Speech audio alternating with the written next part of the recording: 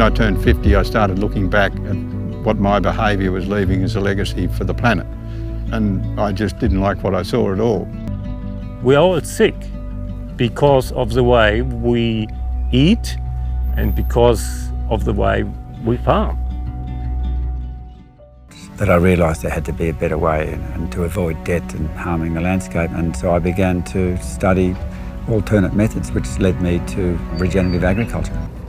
We went through 9 years of drought from 2002 to 2010, and we didn't spend a cent on feeding. So that saved us between $500,000 and $800,000, which is a massive amount of money in a farming business.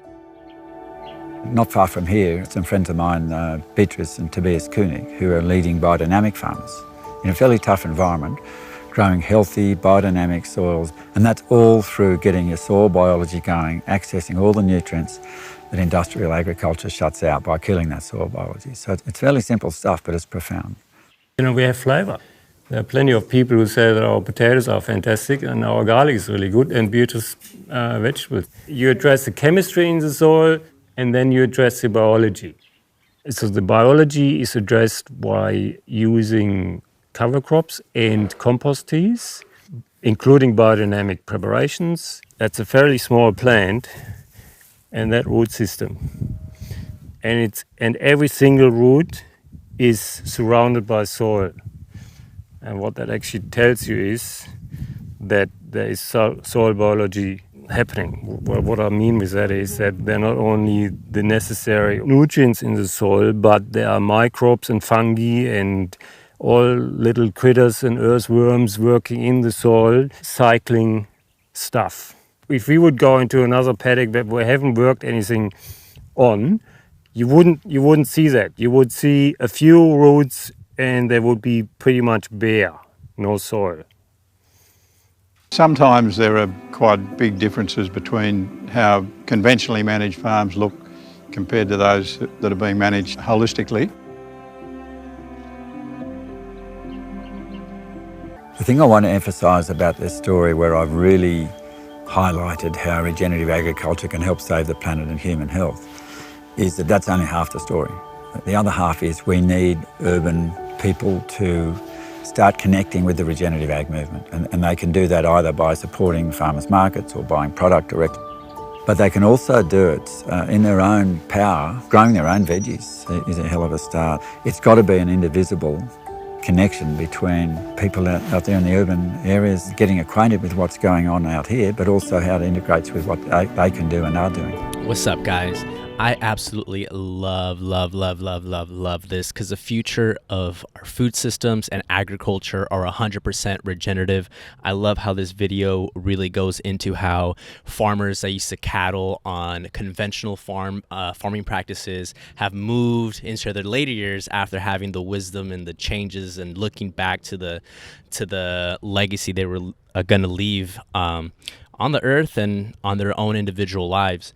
And I just love the perspective that they gave and the changes that they made even in these later ages. Something that I also really liked about this is that it explained how they even saved money doing this. Like, regenerative practices are not only beneficial for the land and our planet, but also for your bank account. So it's a very good practice to implement into our future.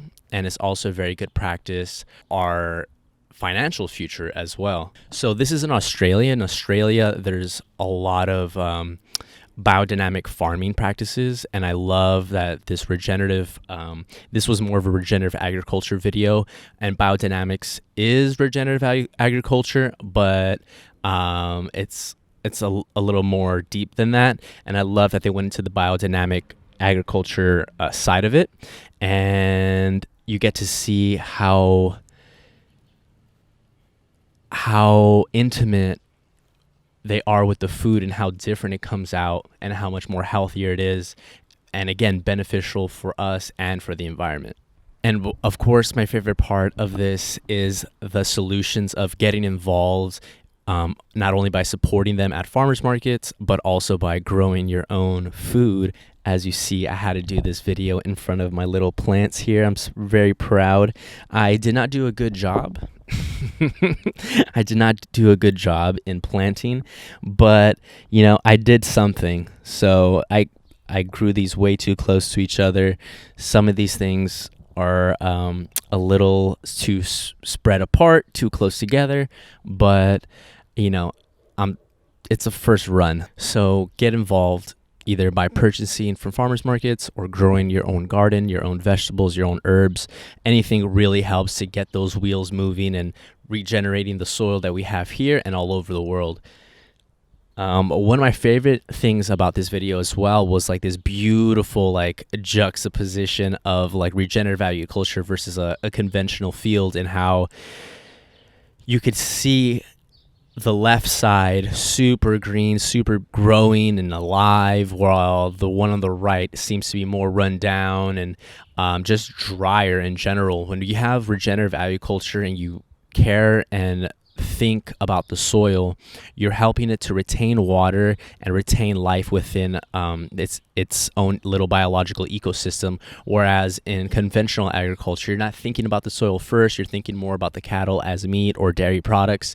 And since you're not thinking about it, it does get run down. It does not stay healthy to accumulate all the healthy bacteria that will help retain water, and it won't grow any more further life than that, and that's why it's dead.